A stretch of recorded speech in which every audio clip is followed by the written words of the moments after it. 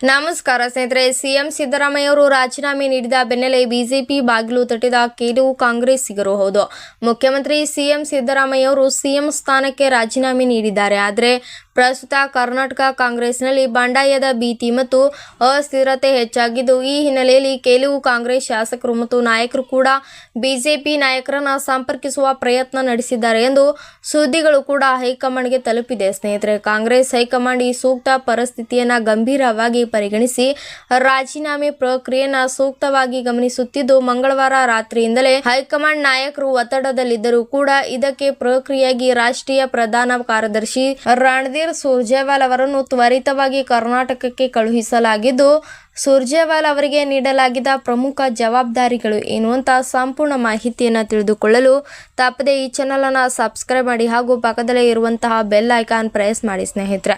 ನಾವು ಕೊಡುವಂತಹ ನೋಟಿಫಿಕೇಶನ್ ಅನ್ನ ದಿನಾಲೂ ತಪ್ಪದೆ ನೋಡಿ ಸ್ನೇಹಿತರೆ. ಕರ್ನಾಟಕ ಕಾಂಗ್ರೆಸ್ ಶಾಸಕರ ಚಲನವಲನದ ಮೇಲೆ ನಿಕಟವಾಗಿ ಕಣ್ಣಿಡುವುದು. ಸಿಎಂ ಸಿದ್ದರಾಮಯ್ಯ ಅವರು ರಾಜೀನಾಮೆ ನೀಡಿದ ಬಳಿಕ ಅವರನ್ನ ತ್ವರಿತವಾಗಿ ದೆಹಲಿಗೆ ಕರೆತರುವುದು. ಹಾಗೆ ಸೂಚನೆಗಳಂತೆ ಸುರ್ಜೇವಾಲಾ ಅವರು ಸಿಎಂ ಸಿದ್ದರಾಮಯ್ಯ ಅವರ ಜೊತೆಯಿಂದಲೇ ದೆಹಲಿಗೆ ತೆರಳಿದ್ದಾರೆ ಎಂದು ತಿಳಿದು ಬಂದಿದೆ. ಸ್ನೇಹಿತರೆ, ಸಿಎಂ ಸಿದ್ದರಾಮಯ್ಯ ಅವರ ರಾಜೀನಾಮೆಯ ಸುದ್ದಿ ಕೂಡ ಹರಿದಾಡುತ್ತಿದ್ದಂತೆ ಪಕ್ಷದ ಒಳಗೆ ಅಸಮಾಧಾನ ಹೆಚ್ಚಾಗಿದ್ದು, ಕೆಲವು ಶಾಸಕರು ಮತ್ತು ನಾಯಕರು ಕೂಡ ಬಿಜೆಪಿ ಬಾಗಿಲು ತಟ್ಟುವ ಪ್ರಯತ್ನ ನಡೆಸಿದ್ದಾರೆ ಎಂಬ ಮಾಹಿತಿ ಕೂಡ ಹೈಕಮಾಂಡ್ಗೆ ತಲುಪಿದ್ದು, ಆದರೆ ಇದು ಪಕ್ಷದಲ್ಲಿ ಆತಂಕ ಸೃಷ್ಟಿಯಾಗಿದ್ದು, ಸಿಎಂ ಸಿದ್ದರಾಮಯ್ಯ ಅವರು ಡಿಕೆ ಶಿವಕುಮಾರ್ ಅವರನ್ನು ಸಿಎಂ ಮಾಡುವ ಚರ್ಚೆಯೂ ಕೂಡ ಇದಕ್ಕೆ ಕಾರಣವಾಗಿತ್ತು ಎನ್ನಲಾಗಿದೆ. ಸ್ನೇಹಿತರೆ, ಹಾಗೆ ಹೈಕಮಾಂಡ್ ತ್ವರಿತ ಕ್ರಮ ಕೈಗೊಂಡು ಸುರ್ಜೇವಾಲಾ ಅವರ ಮೂಲಕ ಪರಿಸ್ಥಿತಿಯನ್ನ ನಿಯಂತ್ರಿಸಲು ಪ್ರಯತ್ನಿಸಿದ್ದಾರೆ. ಸಿಎಂ ಸಿದ್ದರಾಮಯ್ಯ ಅವರು ದೆಹಲಿಗೆ ಕರೆತಂದು ಮುಂದಿನ ಚರ್ಚೆಗಳನ್ನು ಕೂಡ ನಡೆಸುವ ಪ್ರಯತ್ನವನ್ನ ಅನುಸರಿಸಿದ್ದಾರೆ. ಸ್ನೇಹಿತರೆ, ಪ್ರಸ್ತುತ